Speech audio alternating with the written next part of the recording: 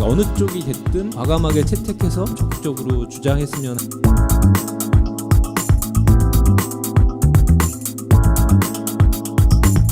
파라다이스 정치가 좀 필요하다고 생각을 했습니다. 모든 세대, 모든 계층이 굉장히 불안정한 상황이 놓여져 있고 늘 좋은 일자리를 갖기 위해서 경쟁해야 되는 상황들이 굉장히 많다. 우리 한국 상황이 어떻게 심각한지를 보면 사실 우리나라 노동자 절반이 비정규직이고 우리나라 1인 가구의 중위소득이 167만 2,105원이라는 점을 생각해보면 거의 절반 가까운 사람들이 최저임금에 미달되는 소득을 벌고 있다. 몇 달 몇 주씩 아무런 보장 없이 살아가는 이런 상황에 놓여져 있는 청년 세대들은 장기적 행동에 몰입하기 굉장히 어려운 거죠. 이런 상황이 계속 쌓이고 쌓이니까 내부적으로 반복할 수밖에 없고 이런 반복이 불평등이라는 구조적 문제를 인식하기 굉장히 어려운 상황들에 놓여져 있다. 그래서 이 불안정과 열망에 대응하는 이 사람들을 하나로 묶어낼 한국 사회의 변화를 희망으로 만들어내는 파라다이스 정치가 필요하다라는 것입니다. 그럼 우리가 무엇을 해야 하느냐?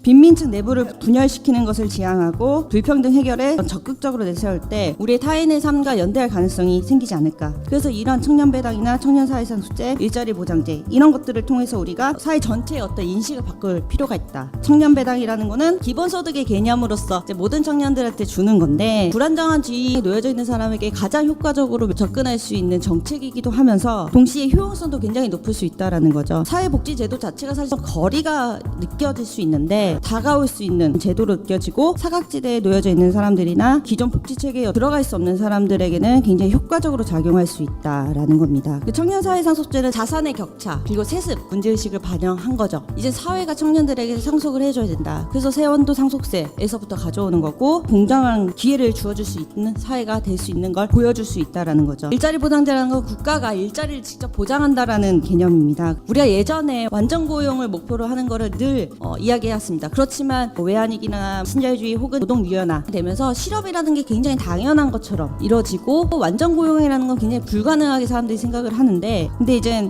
우리가 균형재정을 생각을 해보면 사실 국가는 더 투자를 할 수 있는 돈이 있다라는 겁니다. 이 최종 고용자로서 국가가 역할을 하게 된다면 오히려 경제의 안정장치로 역할을 할 수 있다. 시장에서 일을 할 수 있도록 혹은 국가가 만들어낸 공공성의 일자리에서 일을 할 수 있도록 한다면 소득과 소비를 직접적으로 안정시켜서 전체 경제를 안정시킬 수 있다라는 거죠. 우리가 이 불평등 해결의 하나의 힘으로 만든다면 우리 모두의 삶이 나아질 수 있다라는 거죠. 모두가 하나가 될 수 있는 그 시작점을 만들 수 있지 않을까라는 차원에서 발제를 했습니다. 우리나라가 부와 소득이 불평등해지고 있고 노동시장으로 진입하기가 너무 어려워졌고 노동시장 내에서 임금 격차가 너무 심한 거죠. 그리고 또 하나 청년들 문제가 더 심각한 건 뭐냐면 작년에 우리나라가 102만 명 실업자였습니다. 그중에 43만 5천 명가량이 이 청년 실업이었어요. 이런 상황 속에서 사실 국가가 이제 불평등을 그대로 방치한다라는 건 큰 문제가 되겠죠. 재산 소유 민주주의 누구나 모두가 다 어느 정도 일정 정도의 재산을 소유할 수 있어야 된다는 거예요. 소유할 수 있어야지만 상대방이나 누군가의 부당한 요구에 대해서 노라고 말할 수 있는 힘이 생겨나고요. 더 나가서 자기가 소유하고 있는 일정 지분의 자산이 자기의 인생을 설계할 수 있는 기회를 준다는 거죠. 이것과 더불어서 사회적 지분 자본주의 누구나 다 어느 정도의 자신의 지분을 가지고 있어야지만 아까 말한 동일한 두 효과를 낼 수 있다라고 이제 이야기를 하고 있습니다. 그리고 특히 이 두 입장이 다 공통적으로 동의하고 있는 건 뭐냐면요. 어떤 불평등의 문제 교정은 인생을 출발하는 시점에 투자를 해서 불평등을 교정하는 게 가장 효과적으로 교정할 수 있다. 그런 점에서 이제 청년층에다가 불평등 교정하기 위해서 투자하는 것은 사실은 현명한 투자라는 생각이 듭니다.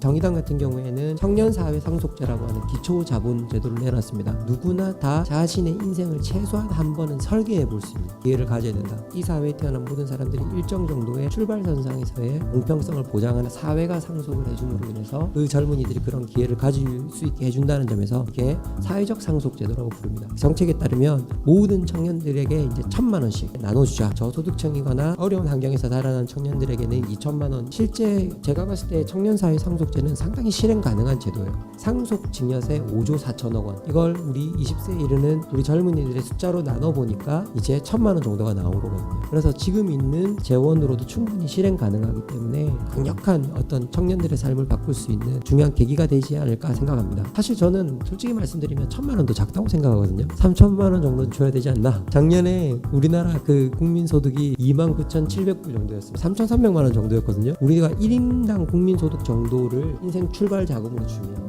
우리가 적합하지 않겠는가라는 생각이 들어서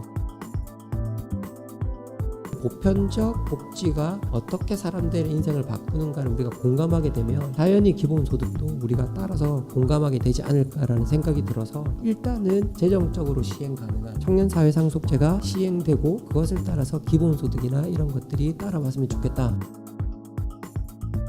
저는 여기에 대해서 방향이 대체적으로 크게 틀리지 않았다면은 실용주의적인 입장으로 좀 봐야 되지 않을까. 여기서 실용주의라는 거는 실험을 해야 된다는 거죠. 실험을 해서 더 잘 들어맞는 거에 대해서 우리가 열려있는 입장에서 채택을 해야 된다는 얘기고요. 그렇게 봤을 때 기본소득 같은 경우는 뭐 여러 장점이 있는데 가장 커다란 단점은 기존의 노동 통념이랑 노동 상식이랑 너무 거리가 있어서 당면 대안으로는 사실은 기본소득 아닌 거, 농민 기본소득, 청년 기본소득 이렇게 얘기하는데 실은 그 기본소득이 아니거든요. 왜냐하면 기본소득은 시민들 전체한테 다 준다는 걸 전제로 해야 하기 때문에 그런 점이 이제 커다란 문제인 것 같고, 기본자산 같은 경우는 기본소득이랑 같이 갈 수 있지 않을까. 이게 서로 상쇄하는 관계는 아닌 것 같다. 기본소득은 복지제도 측면이 강하고 기본자산제도 같은 경우는 재산소유 민주주의 이런 측면에서 또 다른 측면이 있는 것 같아서 둘이 함께 추진될 수 있는 대안일 것 같다는 생각도 드는데, 한국 사회에서 문제가 되는 자산이 사실은 현금 자산이 아닐 거라는 생각이 들거든요. 그런 점에서 좀 보완해야 될 부분이 있는 것 같고, 일자리 보장제 같은 경우는 가장 커다란 문제는, 근데 한국 사회에서의 기존 국가 관료제는 엄청난 불신의 대상이기 때문에 이게 이제 커다란 한계일 것 같아요.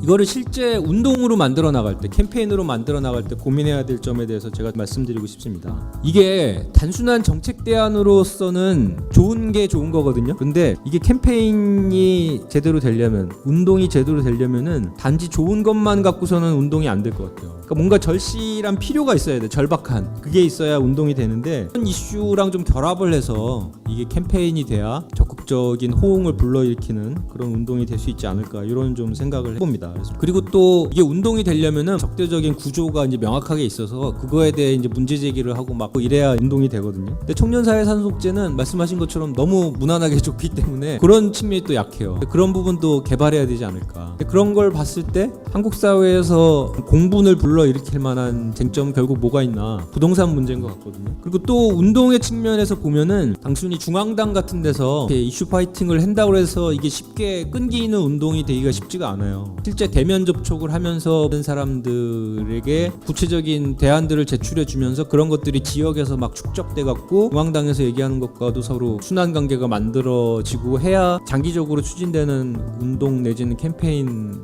될 수가 있어요. 청년 세대 같은 경우 이런 소재가, 주거권 문제가 오히려 이런 소재에 더 가깝지 않나.